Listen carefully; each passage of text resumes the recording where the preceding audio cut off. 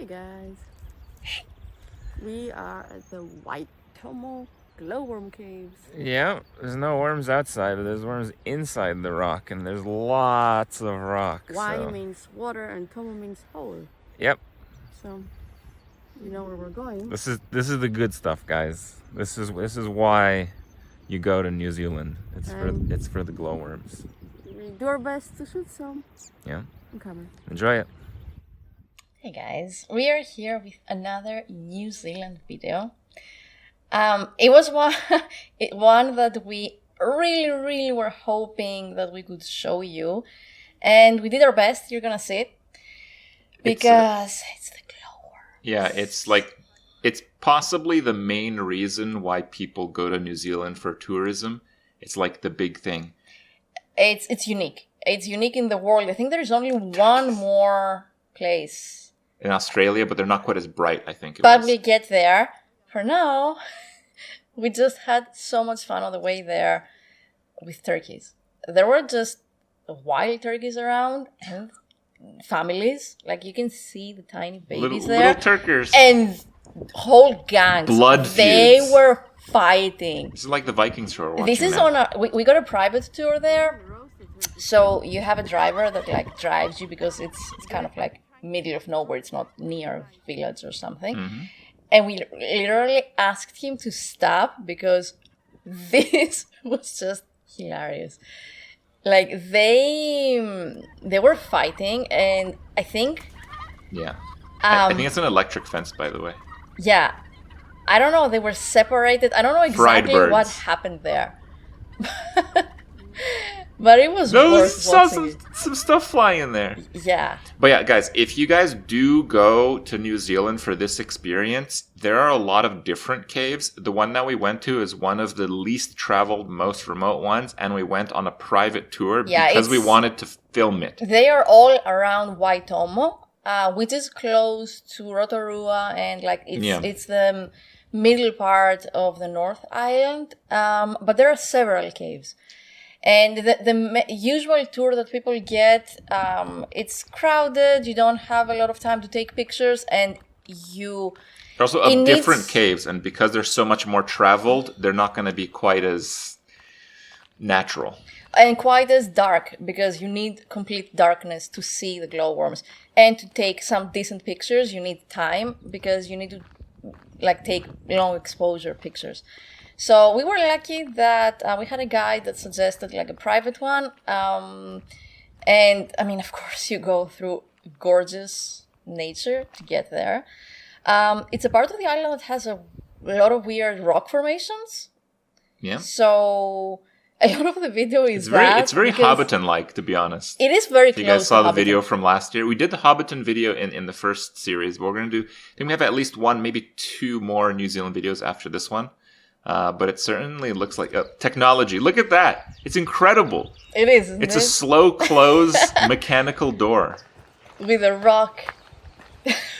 Yeah. Whose weight just keeps it closed. At this point, we're getting pretty close to where the cave actually is, but these are pretty remote locations. At this point, we were driving for like 20 minutes and walking for like 10. So these are pretty remote. These things are actually part of nature down there. It's not like they have like some Spider-Man chemically infused radioactive worms. No. This just happens. And we'll talk more about how that does happen in a second here. Look at that. There's so much traveling, and it's a lot of hiking, really.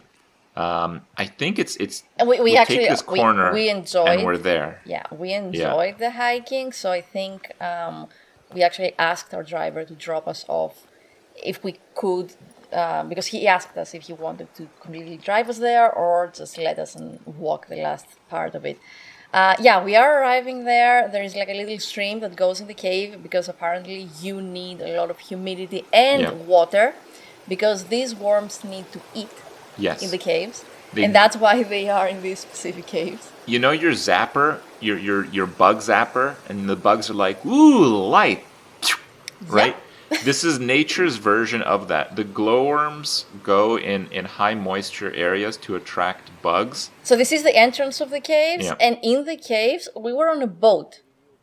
Like part of it was walking and part of it was in a boat. We'll get to Before the we boat. got to that, yeah, we found a very friendly. There were a few eels, but this is a very friendly one that the tour guide said it was a notably old one. I think it was a 40-year-old eel. And Older than it us. just stood there and you could pet it. That's like in a stream. That's not. That's I not don't think we pet it, but I think one of the kids who was there. I pet it. Did you pet it? Yeah, I pet it. Okay. I took a while to like, warm up to it. To me, maybe to me. I don't know. But I did. Look how clear the water is. I mean, really. But yeah, this is not fenced or anything. This is just a stream. The eel just likes hanging out around there. And there's another smaller eel back there, but not as friendly. That was the friendliest eel. And you can see the stream literally goes into the cave. The tour guide here, he was actually saying how the main problem is that if the water level is high, the cave floods. You can't do tours. So it's still a pretty exclusive experience, even for having a cave open. You do have the helmets with the lights for the first part of the cave, so you can kind of see where you're going. And then, of course, you have to turn them off.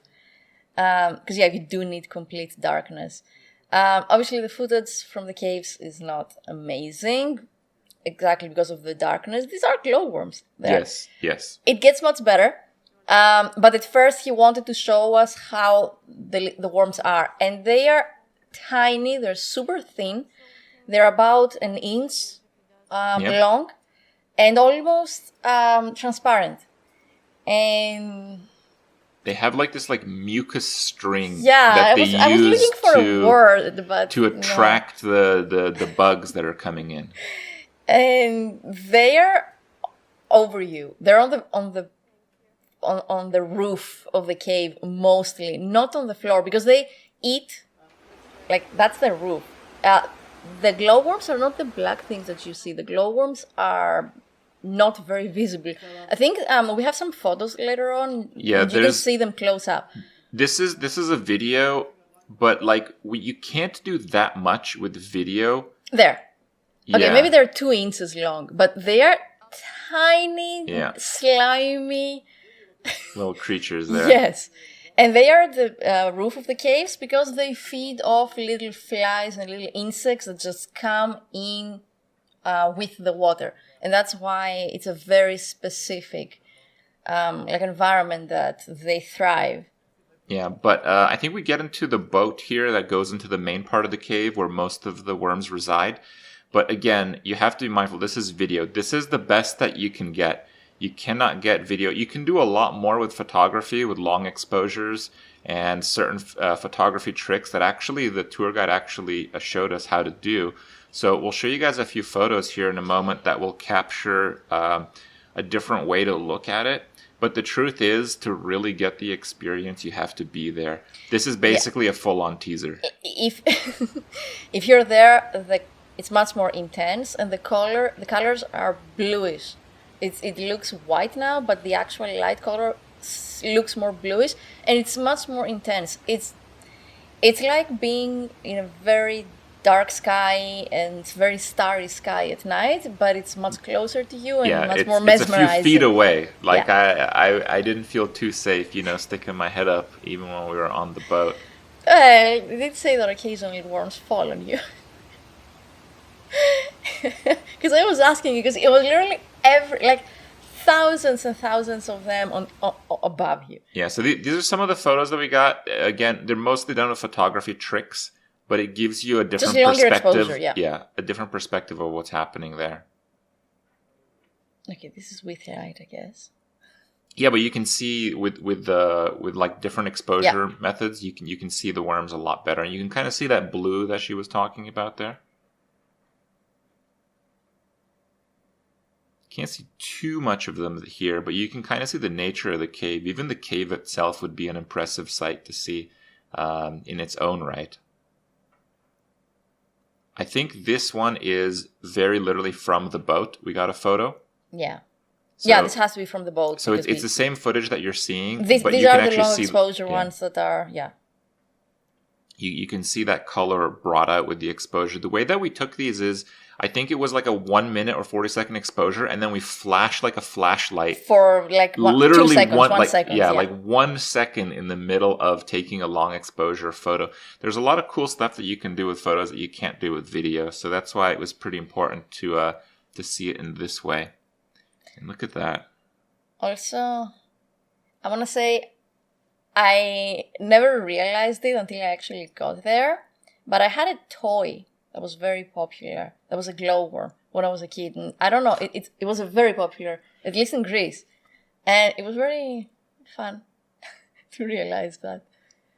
We got these few photos, but the long exposure with people is like impossible. I think this is the best photo we got with ourselves in there. These photos are basically in complete darkness. And if you move at all throughout the 40 seconds, the photo is shot. You have to hold your breath. Yeah, you can see the boat. It's like a tiny, basically, because it's a very tight space. This is not for claustrophobics. Yeah, and it's so tight that it doesn't have paddles or anything. It just has a wire back to back on the cave. Mm-hmm. And he pulls the wire to move the boat and ourselves. Yeah. So yeah, definitely worth There you go. we would never be able to take pictures and like take our time in those caves if it wasn't a private tour. So yeah, definitely worth that. I think that was about as close I as think you it was got to called, actually just seeing in it. case you ever get there, you should Google Spellbound. It was that I'm sure there are others, but this specific one, which we were very happy with, was Spellbound. I think they did a documentary in this one or something sometime back. David Attenborough, I believe they took him there. Yeah. But there's a lot of different caves. It's just the first ones you're going to encounter are going to be the same ones that other people encounter. So there's going to be a lot of other people there, and you can imagine it's very difficult to get quite the same experience. Well, the alternative is to go, with a group, but which I'm sure still is like great. You just don't get that like surreal thing. So the experience didn't end quite there. The experience continued because the tour guide, he was actually a part owner of this location, this area. And there's a lot of different caves in this area. So they have a lot of different kinds of treasures as well. So we thought we'd include this one in the video as well. This is like a prehistoric cave. It was like this many, many years ago. And I think they had like a moa that was one of the best preserved trapped moas. Yeah. It's like a moa skeleton from like... Skeletons. Yeah. It still had glowworms, just not as many, so it's not their main glowworm cave. Yeah. But it has, skeleton remains that are pretty impressive to see as well. And also this one, I believe it's not, those are Oh, yeah, actually didn't realize that was it. the remains. This one also, it is a cave, but it has a couple of natural, like, light sources, like holes basically on top. So that's why it's another reason that it's not indicative. You really need complete darkness, and you need complete darkness for a while for your eyes to adjust and really see the glowworms in their like full magnificence. And I believe they were still digging out this cave a little bit because, as we mentioned, there's a lot of flooding that happens. I think there's a lot of like compact mud in some of the corners of this cave, so they're still expanding it a little bit when they can. But you can imagine it's quite a difficult task to excavate and keep this as you see it so pristine. Look at that. But yeah, photos and videos, they don't quite do justice as well as we tried. This is really something you have to see for yourself because of the conditions, particularly with the light. Unfortunately, it's a very long trip for most people not living around there, and it's it's very unique. It's probably New Zealand and only the other, like a couple of places throughout the world that have these glowworms. They had light switches in every different part of the cave. Yeah, that turned on and off. Yeah, which is really cool because you can see each individual part in its light and in its dark, which was like they really got the most out of these while preserving nature, which is very much a theme from what we noticed in our trip in New Zealand. There's quite an effort to preserve what they have and what was And it kind of good. makes you also want to respect it yourself, right? Like do your best, your absolute best, to make sure that you don't have an impact on that. There we go. Well, I hope you guys enjoyed it. After this, I think we just have a little bit of footage on the drive out, which is just as beautiful as any. But of course, it is what we've seen before. We do have, again, if you missed it, because I know we've been asked a few times through our videos, this footage is from when we went to ExileCon like a year and a half ago or something like that. We wish we could have traveled in the meantime, but clearly these are not exactly the times for traveling. Yeah. So, but we did really wanted to share this footage, and we hope you like it. There's a bit more to come. So stay tuned. Thanks for watching, Thanks guys. for watching.